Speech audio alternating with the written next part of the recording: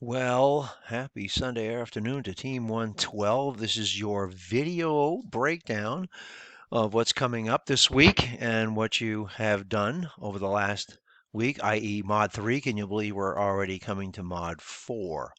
So you had your introduction, right? You read through that, and looked at the resources, which were excellent.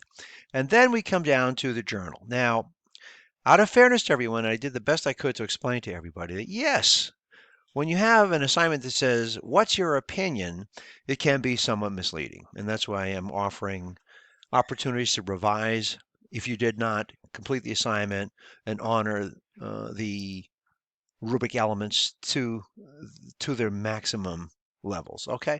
So anyway, whenever you're writing, write to teach. Whenever you're writing, no matter if it's a journal or a discussion board, it doesn't matter. You write to teach, write to explain with factual reference.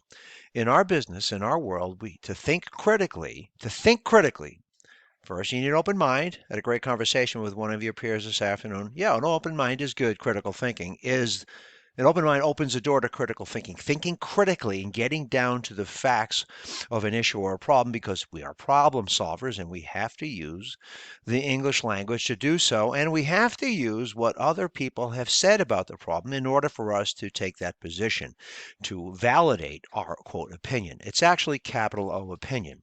So if there are areas of concern, you have an opportunity to revise. I do the best I can to create individualized strategies of success for everyone. This is a different form of writing many of you are not accustomed to, and if you've been weaned on Hollywoodized versions of criminal justice, you know that I don't think I've seen anyone type or write anything, right? They can talk a lot, but we rely on facts, evidence. So whenever you're writing, write to teach. Assume that your audience knows nothing about what you're talking about. At all costs, no matter what the assignment is, do not use slang or colloquial, okay, or everyday conversational language. This is legal writing when you think about it. And it takes time, and it takes revision, it takes practice, and it takes sustained reading of your textbook and other associated resources that we include. So I just wanted to address that, not to panic, but I wanted to give everybody feedback on the expectations as you move forward for the future assignments. And that's what we're going to get to next. Okay. So mod 4. All right. Making your case. Now, what does that mean to make your case? All right. You see here. Nearly 40 years ago, this court upheld the death penalty under statutes that in the court's view contain safeguards sufficient, etc. You can read through that. Take a position. That's exactly what I was just talking about. Do you agree or disagree that capital punishment is cruel and unusual? But the thing is, why? What facts are you going to use as a foundation for taking a position? You understand? So that's critical. So you title your post blank, either or, okay? This does require thinking. It puts you in the driver's seat, and it allows me to see whether or not you're understanding, comprehending, and demonstrating comprehension of the competencies involved in this course. Okay, and make sure you look through each and every question slowly. Plan your writing. Plan your writing with the rubric sitting next to you so you know exactly what is expected. The lens of assessment is that almighty grading rubric, okay? So that's very important to take your position, make your case. This is right here, take a position, a fact-based position, okay? Not inference, not guessing. Mod 4 assignment, okay, let's take a look at that.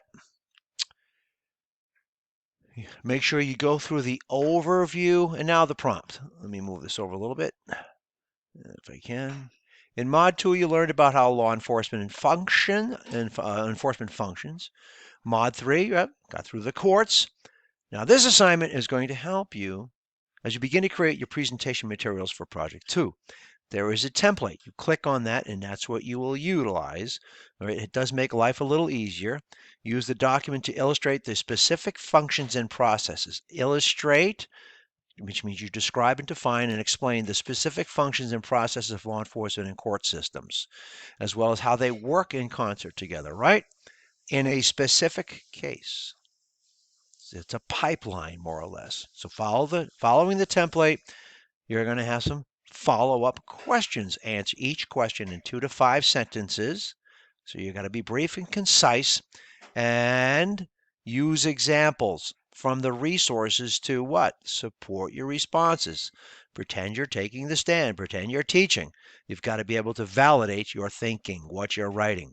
Okay, so make sure you do all that. The resources are superb. Now let's scroll down. The rubric criteria.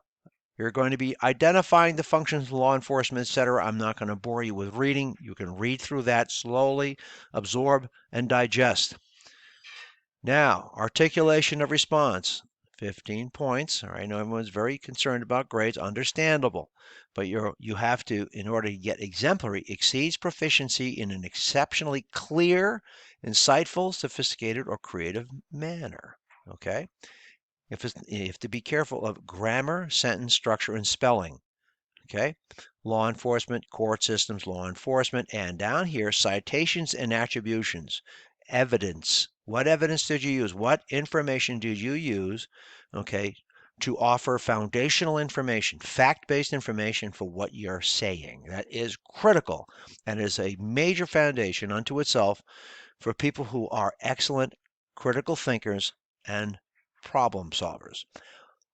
My cell phone number is in my biography in the course. Feel free to give me a call if you need any help. We walk through an assignment. Stay in touch with me and have a great Sunday evening.